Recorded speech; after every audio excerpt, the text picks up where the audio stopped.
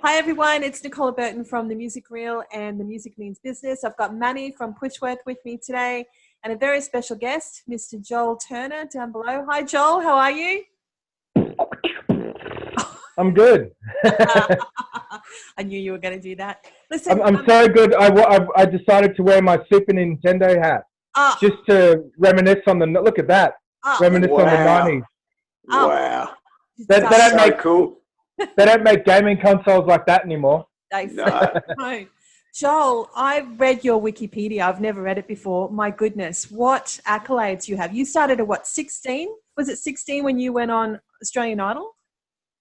Yeah, like I was starting to get known locally before that because I was like into the like local hip hop scene and stuff. So Yeah. I was starting to go to the battles and like kind of the underground scene, and like I was already known locally because I was beatboxing like with my bro and my cousin. We were already going around to different ciphers like rap battles and stuff at parties and stuff like that.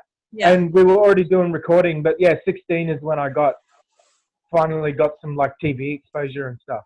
Yeah. And created quite a sensation because at that time, no beatboxers had ever been on Idol. So you created quite a sensation, I believe. And then you did the final at the Opera House as well, didn't you?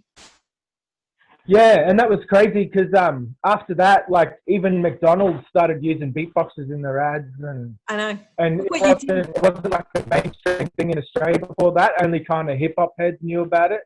Oh, You know? it's just so great what you've done for that industry. I mean, you've done 2 albums. You've done, how many singles have you done? 10? About 10? Yeah, quite a few. There was 4 main singles off the first album, and then I think 2 singles off the second, and then I've featured on some other tracks. Yeah. Yeah, and These Kids was so about 8. Yeah. Yeah. Well, I think These Kids it just made such an impact. Great track even now. So I guess we'd like to know, number one, like there's been no gigs since March. So how have you been faring in lockdown? Oh, I'm turning into Smeagol from Lord of the Rings. That guy, like my precious. I'm locked in a cave. It's horrible. No. Yeah, it has been a bit like I was a bit disappointed because I had like a few gigs coming up and I was excited for those, and then it was like bop, bop. You know, now we've got to hand sanitize everywhere we go. But yeah, no, I've just tried to stay remaining positive and let nature take its course. I know Australia's doing pretty well because we locked down pretty early, and we've been, well, for the most part, following the social distancing and that. So our cases are a lot less than Italy, and yeah. So that's we seem to be doing okay. Yeah. So hopefully we can keep that going, and everyone, uses some common sense, and then we can get back to and then we can.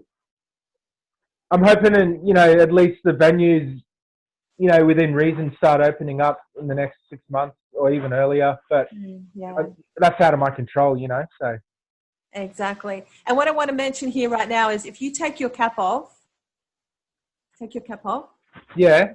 Maddie and I have got terrible quarantine hair, but yours is fantastic. Yes. So it's well groomed. Oh, look at that. Look at yours. Well, look at the shine, the light. Yeah. That's special. That is very special there. I think that's the key. The quarantine, I did it just for quarantine because it doesn't get caught in the hair. It just bounces off. Exactly. The coronavirus goes boing, and then see, it's for health. I'm more aerodynamic. Absolutely. Yeah, exactly. Well, look, I bought my cap just in case, Joel. Oh, no. Pardon me. Oh, look out. Don't do it. I bought my cap just in case, mate. Take it off, dude. It's such a dad thing. Oh, mate. It's my homie G. Money in the house. That's it, brother. Hey, bro.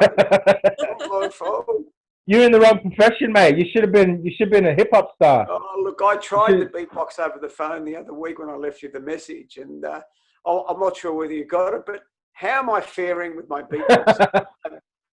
I thought it was pretty average between you and me, but anyway. Joel, you've done this. Oh, pretty good, man. Just a bit of work on the snare drums, and you'll get there. Thanks, man. On the Thanks, man. I need yeah, some yeah, tutoring. yeah, Look, I've got a question. yeah, I guess you've now seen, look, you've now been doing this, I would suggest nearly 17 approach, now the better part of 17 years now. So from when you started, I guess beatboxing and the urban scene where it's probably like in its infant stages. And you were trailblazing for a lot of Australian beatboxers here. So it was a very niche, a very small marketplace. From 17 years yeah. ago to where you are now, and noting without hyping it up too much, I think you held the title of World Beatbox Champion. Was it 3 years in a row? I think you retained that title. So having traversed the world and seeing the start of world beatboxing and real battles, how has it progressed over the last 17 years? Firstly, from an Australian point of view, from how you've seen it progress in Australia, but then on a global sphere, because your market was the global sphere and still is the global sphere. So how have you seen it progress? Yeah, it's it's progressed really good. Like you're seeing more people using beatboxing in even in like viral videos. Like Big Doors TV did a thing where they were nerd beatboxers in the hood in Compton, dressing up like computer nerds and going and beatboxing for brothers in the hood. And they're like, "Oh shit, man!" Like spinning out on them beatboxing. So that was cool. And obviously, so it's getting more mainstream attention, kind of. But with also the battle scene has gotten a lot bigger. Like there's a lot more beatboxers now, and it's the scene. Like when I did it, there were 26 different countries in it. Now there's like I think more than 50 or something. So it it's good because they're doing something with it. You're seeing a lot more. The battle scene's gotten bigger, and they've got like a more of an online presence. Absolutely. So especially like because when I came out, YouTube wasn't massive like it is now. Like it was just the starting of YouTube and stuff like that. Because I was out in 2004 through to like with that first stuff, and like now now everyone's on YouTube. So it's good because there's more of an outlet through social media to get yourself out there. Exactly. Yeah. Where before you had to have some TV exposure or radio and stuff like that. So now what you needed a whole rooms of equipment to do, a lot of people can do from their home. Yeah, exactly. absolutely. On a phone, on a phone, yeah, on a computer, like what you're doing now is absolutely brilliant. It's a very exciting time, because as musicians, as you know, we're both musicians in a previous lifetime. At the start of our careers, it was all driven by a select few record companies that had the means of production. They did the deals, etc. So if you were released through that mechanism, you were generally guaranteed success. Now it's everyone's on the same level playing field. We've got the same access to the digital channels that we have to get access to a marketplace. So for me, that's the most exciting time. So like Billie Eilish recorded her first album in a room on some equipment, and then they took it to a studio later on, but all the tracks were done in a home studio. Brilliant. Don't you love that? We can do all that. Now she's like one of the biggest stars. Yeah, I can't wait to hear your next product. I just can't wait.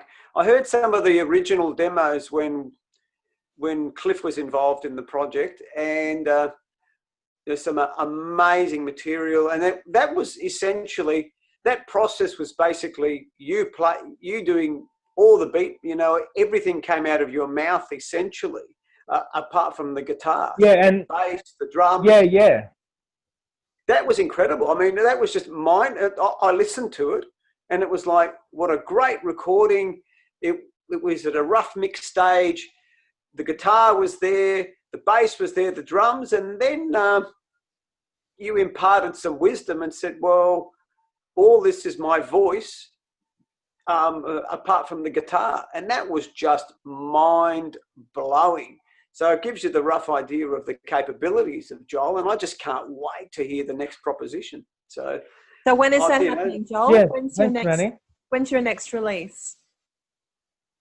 Well, I've been postponed a little bit because of coronavirus. My friend's studio is on lockdown, and but I do have a few ideas and songs that I'm ready to get finished. But we're definitely getting something out this year, that's for sure. Right. Hopefully, I'd like to get it out before late this year, maybe July, August if we can. But if not, it will definitely be this year. So I've got a few things I'm working on, and you know, I've just started working out again from home and doing. So I'm trying to get back into some sort of reasonable shape, you know, to get so I don't have a myocardial infarction while I'm on stage. But no. So I'm feeling good about this year. You know, regardless of everything that's going on. I mean, it's affecting all of us, you know, like everyone's feeling it. I see online a lot of people are psyching out and freaking out, but that's right. You know, I just, you know, trying to hold some faith in humanity that we'll all do the right thing, and well said. You know, message. What's a message you want to send out to everyone in lockdown that's really struggling at the moment? Because we do know there's quite a few musicians, artists, and you know everybody suffers from from isolation. What's a message you'd like to send to them all to relay their fears of what's happening at the moment? Well, in the wise words of Joel Turner, I mean, well, no, it's affecting me too. You know, I suppose I freaked out a bit when my gigs were. I was like, oh no, what am I going to do? But it's actually, I'm actually getting through it, and I'm doing okay. So I think everyone just needs to have a bit of faith that our governments are trying to do the right thing to get us back to like with the lockdown laws and that, back to normal. So and the good news is that we're having less cases, less cases of death and less cases of the virus. So what has been implemented, I know that although everyone and their mum is making videos making fun of the government right now, but online, but it seems whatever's happening seems to be working. So I just hope that people come together and I'm trying to stay positive and watch, because I get a bit of anxiety myself, so I'm trying to watch more positive stuff. I'd say hit the comedy instead of the end of the world going to blow up type of material, Good message. Good message. So I try not to watch negative media. Yeah. That's probably because you can go down those rabbit holes. We've all done that. So I think everyone from Joel, stay positive, watch some funny stuff, and really, we will get through this. And I think great message, Joel. Thank you. So look, we'll leave it there. God, he's putting his hat back on. Keep it real, Joel. Joel, Keep it real, brother. We can't wait to hear you. Yo, Maddie's in the house. Real, all right. Thanks, Joel. Take care, and we'll see you when we're out of lockdown. Bye. Yeah. Peace. Stay safe, everyone. Bye. Take care, Joel.